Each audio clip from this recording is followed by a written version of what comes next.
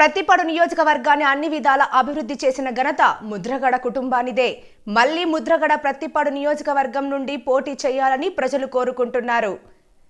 కలిసి వెల్లడించిన పలువురు పతిపాడు నియోజకవర్గ నాయకులు. పతిపాడు నియోజకవర్గం ముద్రగడ కుటుంబంతోనే అన్ని విధాల అభివృద్ధి చెందిందని పతిపాడు నియోజకవర్గానికి చెందిన బీసీ సంఘర్షణ సమితి నాయకులు ఏపూరి శ్రీనివాసరావుతో పాటు పైల్లా సుభాష్ చంద్రబోస్, సత్యం శెట్టి సీతారాం తదితరులు ఉన్నారు. శుక్రవారం మాజీ మంత్రి ముద్రగడ పద్మనాభంను వారితో పాటు పలువురు నియోజకవర్గ ప్రజలు మర్యాదపూర్వకంగా కలిశారు. ఈ సందర్భంగా వారు మాట్లాడుతూ ముద్రగడ తండ్రి హయాంలో సుబ్బారెడ్డి సాగర్ నిర్మాణం, ముద్రగడ హయాంలో ఏలూరు ప్రాజెక్టు నిర్మాణం, ఏలేశ్వరం నుండి కోట నందూరు వరకు ఆర్ఎన్బి రహదారిని కలపడం కానీ, చంద్రబాబు సాగర్ నిర్మాణం వంటి కార్యక్రమాలు చేపట్టి నియోజకవర్గానికి ఎంతో మేలు చేశారన్నారు. తర్వాత వచ్చిన నాయకులు నియోజకవర్గాన్ని ఎటువంటి అభివృద్ధి చేయకపోవడం కాకుండా వారి సొంత అభివృద్ధిని చూసుకుంటున్నారని ఆరోపించారు. ముఖ్యమంత్రి జగన్మోహన్ రెడ్డి రాష్ట్రానికి అమరావతి రాజధాని లేకుండా చేయడమే కాకుండా ఆంధ్రుల జీవనాడి అయినటువంటి పోలవరాన్ని తుంగలో తొక్కారన్నారు.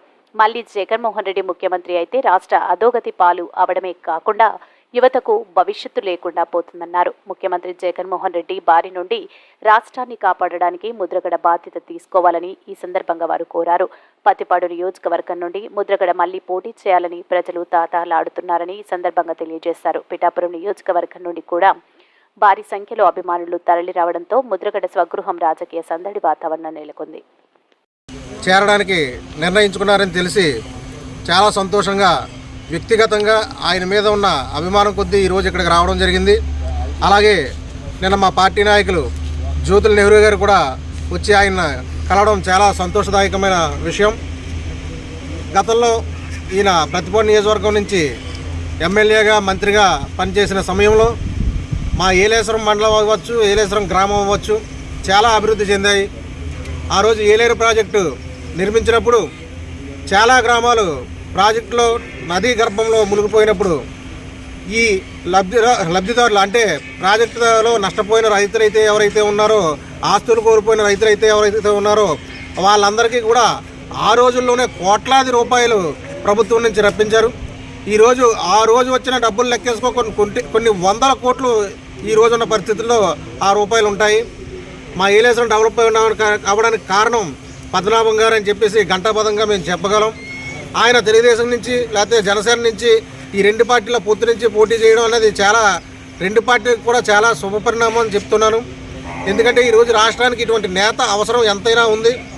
నారా చంద్రబాబు నాయుడు గారు, పవన్ కళ్యాణ్ గారు కూడా ఆలోచించి సరైన నిర్ణయం తీసుకొని ఇటువంటి నేత అవసరం, ఇటువంటి నేత సూచించే సూచనలు ఏవైతే ఉన్నాయో అవి పాటిస్తూ ముందుకెళ్తే రాష్ట్రం మరింత అభివృద్ధి చెందుతుందని చెప్పేసి ఈ మీడియా ముఖంగా నేను తెలియజేసుకుంటున్నాను.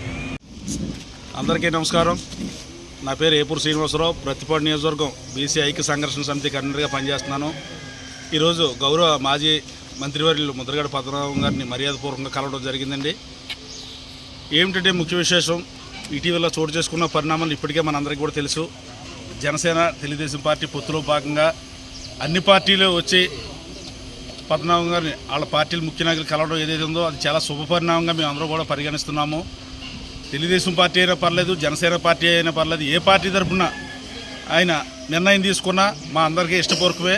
అందులో భాగంగానే ఈరోజు నీతి నిజాయితీకి మారుపేరైన మన మాజీ మంత్రి ముద్రగడ పద్మనాభం గారిని ప్రతిపాడు కాన్స్టిట్యూన్సీ నుంచి పోటీ చేయాలని చెప్పేసి అడగాలనే ఉద్దేశంతోనే ఈరోజు కాన్స్టిట్యూన్సీకి సంబంధించిన కొంతమంది ముఖ్య వ్యక్తులు వచ్చి ఆయన నోటీసులు కూడా పెట్టడం జరిగింది. మరి అయినా కూడా సానుకూలంగా స్పందించారని మేము అనుకుంటున్నాం. మేము చెప్పడం మీరు అయితే ఖచ్చితంగా ప్రతిపాడు నుంచి పోటీ చేసేలాగే నిర్ణయం తీసుకోవాలి అని మేము అందరూ కూడా ఆయన్ని రిక్వెస్ట్ చేయడం జరిగింది. ఆయన చిరునవ్వుతో సమాధానం చెప్పడం జరిగింది. మరి అయినా కూడా మా అందరికీ ప్రతిపాడు నియోజకవర్గం ప్రజలందరికీ కూడా త్వరలోనే ఒక గుడ్ న్యూస్ చెప్తారని చెప్పేసి మేము అందరూ ఆశిస్తున్నాము. ఆయన ఖచ్చితంగా నిర్ణయం అంటూ తీసుకుంటే ప్రతిపాడు కాన్స్టిట్యూన్సీ నుంచి ఖచ్చితంగా పోటీ చేయాలని ప్రతిపాడు నియోజకవర్గం బీసీ సంఘం సంఘం నుంచి నేను ఆయన్ని రిక్వెస్ట్ చేయడం జరుగుతుందండి. గతంలో ముద్రగడ పద్మనాభం వీరి తాతగారు, అలాగే వీరి తండ్రి గారు వీరరాఘవరావు గారు, అలాగే 1978 నుంచి 2000 వరకు కూడా ఈయన ప్రతిపాడికి ఎన్నో సేవలు చేస్తున్నారు. అప్పటి వరకు మొత్తం ఎమ్మెల్యేలు అందరూ కలిపి ఏం చేశారో అప్పటి నుండి ఏలేశ్వరం ప్రాజెక్టు కానీ, ఏలేశ్వరం నుంచి అటు కోటనందూరు వరకు ఆర్ఎన్బి రోడ్ చేర్చడం కానీ, సుబ్బారెడ్డి సాగర్ నిర్మాణం వీరి తండ్రిగా నిర్మాణం చేయడం జరిగింది. అలాగే వీరి హయాంలో చంద్రబాబు సాగర్ నిర్మాణం చేయడం జరిగింది తప్ప తదుపరి వచ్చినటువంటి నాయకులు ఎవరు కూడా నియోజకవర్గాన్ని పట్టించుకోలేదు.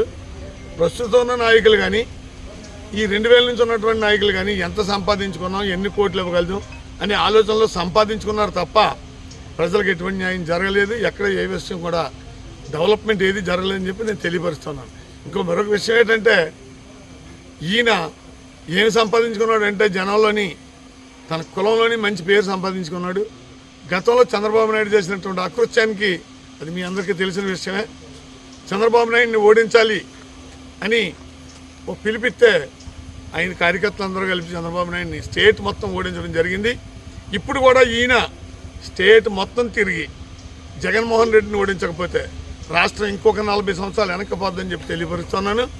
ఓ రకంగా చెప్పాలంటే ఆంధ్రులకు అమరావతి ఏదో శాసనం ఆలోచించాం, అటువంటి అమరావతిని కనిపించకుండా చేయడం జరిగింది. ఒక రాజధాని లేని 3 రాజధానులు అన్న కూడా ఇదంతా బూటకం నాటకం తప్ప రాజధాని నిర్మాణమే జరగలేదు. పోలవరం గురించి చాలా ఆశించాం. జగన్మోహన్ రెడ్డి గారు తండ్రి గారు ఉన్నప్పుడు రాజశేఖర రెడ్డి గారి టైంలో లెఫ్ట్ మెయిన్ కెనాల్ చాలా వరకు పనులైనవి తప్ప అప్పటి నుంచి ఇప్పుడు ₹1 పెట్టుబడి పెట్టడం కానీ ₹1 పని చేయడం కానీ జరగలేదు.